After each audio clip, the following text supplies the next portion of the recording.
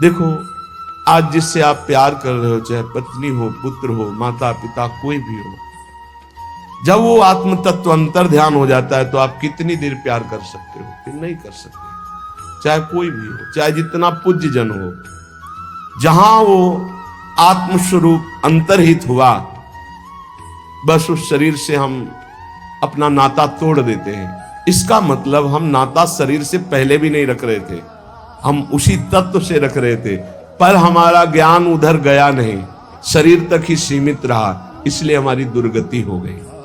सारा सार विचार नहीं श्रुति समृति ते ही। सार असार का विवेक नहीं है, क्योंकि सत्संग नहीं हुआ, और विवेक ही सार और असार इसका निर्णय कर पाता है। विवेक, बुद्धि तो सबके है, लेकिन विवेकवान कोई कोई होता है। विवेक का परिचय सार वस्तु पर जाता है। सार क्या है? आत्म तत्व, श्री भगवान। बोले जो शरीर आसक्त है, शरीर के भोगों में, शरीर चिंतन में, शरीर संबंधियों में ही राजी खुशी उसी में मन लगाए है, तो बोले तीनही न भगवत मिले देह मानत जे देही। जो अपने को देह मानते हैं उन्हें कभी भगवत साक्षात्कार नहीं होता।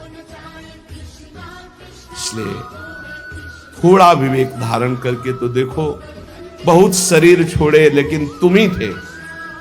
जैसे इस जन्म में ही हमने शिशु अवस्था, बाल्यावस्था ये छोड़ते हुए चले आ रहे हैं, लेकिन हम ही थे बालक, हम ही थे जवान, हम ही वृद्ध हो रहे, ऐसा भान होता है। ऐसे हम ही अनंत योनियों में भटकते हुए चले आए। शरीर छूटते गए लेकिन मैं वही रहा, शरीर की अवस्थाएं बदलती गई लेकिन मैं वही रहा। उसी मैं को जानने के लिए सिर्फ भजन साधन है। भजन जितना भजन करोगे उतना ही, बुद्धि लगाने से समझ में नहीं आता, ये भजन करने से आता है। राधा राधा राधा राधा, कृष्ण कृष्ण कृष्ण कृष्ण, राम कृष्ण हरि, जो नाम प्रियो। क्योंकि संसार का, शरीर का चिंतन छोड़ना ही भगवत प्राप्ति का हेतु है। शरीर संसार का चिंतन छूटे, चाहे प्रभु के रूप ध्यान में, प्रभु के लीला गुण गायन में, प्रभु की सेवा में, प्रभु के नाम जप में, जीवित अवस्था में तुम ऐसा स्वभाव बना लो मरे जैसा। कोई तुम्हारा अपमान करे कोई फर्क नहीं, कोई सम्मान करे कोई फर्क नहीं। दुख है बढ़िया है, सुख है कोई परेशानी, सुख में भी परेशानी होती है, हर्ष की, ये सब द्वंद्व है। सुख और दुख, मान और अपमान, लाभ और हानि, निंदा और स्तुति, इन द्वंद्वों से जो परे है वो मृत प्राय जीवित है, वो जीवन मुक्त महापुरुष है। कब ये स्थिति प्राप्त करेंगे? किसी और जन्म में। धोखे में मत रहना, इस जन्म में कर लो, नहीं आगे और ऐसा समय आएगा कि आपको भगवत प्राप्ति का सहयोग ही नहीं मिलेगा। मान लीजिए वो अंतर ध्यान हो गए, कुछ ऐसे 1 2 4, फिर आगे समय आएगा मिलना मुश्किल हो जाएगा। बिना भगवत प्राप्त महात्मा की भगवत प्राप्ति असंभव है। आज तक किसी को भगवत प्राप्ति हुई है तो भगवत प्राप्त महात्मा के संग से हुई। बहुत बढ़िया संयोग बना है धाम में, खूब आनंद पूर्वक वास, आश्रय, नाम जप, कीर्तन, सत्संग। अब अगर भगवत प्राप्ति न हुई तो फिर कब होगी? एक बार हिम्मत करो, तुम शरीर नहीं हो, शरीर के भोगों से हटो, शरीर के मान अपमान दुख सुख से हटो। तुम्हारा स्वरूप बहुत आनंदमय है, तुम्हें किसी भोग की जरूरत नहीं। जहां की चरण रज को ब्रह्मा शंकर शनकादि याचना करते हैं, ब्रह्मा शंकर शनकादि जिस चरण रज से पवित्र होने की चाह करते हैं, ऐसे वृंदावन का जो अखंड वास स्वीकार कर लेता है, मैं भाव से उसे अपने सेव्य के रूप में देख रहा हूं, सेव्य आराध्य देव के रूप में। वृंदावन वास चिदानंद स्वरूप की प्राप्ति सहज में है। ये धाम की महिमा रखी गई है इसलिए कि प्रचंड माया है। साधना करके माया को परास्त करके निकल जाना ये तो केवल भगवान के कृपा पात्र की ही सामर्थ्य, दूसरे की सामर्थ्य नहीं। विश्वास कीजिए कि जिसे समझा जाता है कि बहुत बैरागी है, जीवन में वैराग्य प्रधान है, वही भोगी हो जाता है, वही रागी हो जाता है। एक क्षण में पलटी मार जाता है मन। मन पर कभी विश्वास न करे। ये धाम का जो आश्रय है, धाम का जो वास है, ये भगवत प्राप्ति कराता है।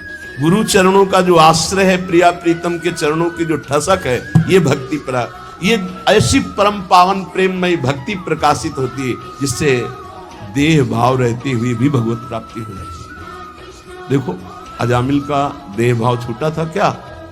वो तो नारायण बोला पुत्र के बहाने, हुई ना भगवत प्राप्ति। ऐसे ही हम देह भाव युक्त हैं, पर राधा राधा राधा राधा बोलेंगे, निश्चित भगवत प्राप्ति हो जाएगी। ये नाम की महिमा है, ये धाम की महिमा है। हम ये देखते हैं कि अपने लोगों की भक्ति स्वार्थी भक्ति है। अनुकूलता में तो हम भगवान को भी मानते हैं, गुरु को भी मानते हैं, जय जयकार करते हैं, और प्रतिकूलता उनकी तरफ से नहीं, आपकी मानी हुई प्रतिकूलता है। प्रतिकूलता हुई तो भाव बदल गया, संसारिक भाव आ गया, भगवान के प्रति अश्रद्धा हो गई, गुरु के वचनों में अश्रद्धा। ऐसा नहीं होना चाहिए। नहीं, देखो भगवान ब्रह्मा जी, जिनके दरबार में स्वयं वेद हाथ जोड़े खड़े रहते, वो सिद्धांत का वर्णन करते स्थिति में कह रहे यही जीवन है। हर कष्ट शरीर के सहने की सामर्थ्य इसी भावना में होती है। ये बहुत अमृत है, इसको धारण कर लो, इसी से चैन से जी सकते हो। शरीर तो विविध प्रकार के क्लेशों का घर है। तत्तेनुकंपाम सुस्मीक्षमाणो भुंजान एवात्मकृतं विपाकम हृद्वार वपुर्भिर्विदधन् नमस्ते जीवेत यो मुक्ति पदे सदाय भाग। ये अमृत में श्लोक। कष्ट में बहुत कृपा है, अनुभव करो। तुम शरीर में अपनापन करके प्रभु से विमुख हो, इसलिए लगता है क्या कष्ट में कृपा हो सकती है? नहीं, बहुत कृपा है। ये वही जानता है जो भगवान की शरण में है। हरिचरण दास नाम के एक महात्मा के दर्शन करने गए। उन्हें कैंसर था पेट में, स्वस्थ शरीर ऐसा हो गया था, उठ नहीं पा रहे थे, बोलने की हिम्मत नहीं थी। जब नजदीक गए, ऐसे हाथ पकड़ा और ये श्लोक कहा, तत्तेनुकंपाम सुस्मीक्षमा। अब आपको कैसे बताएं?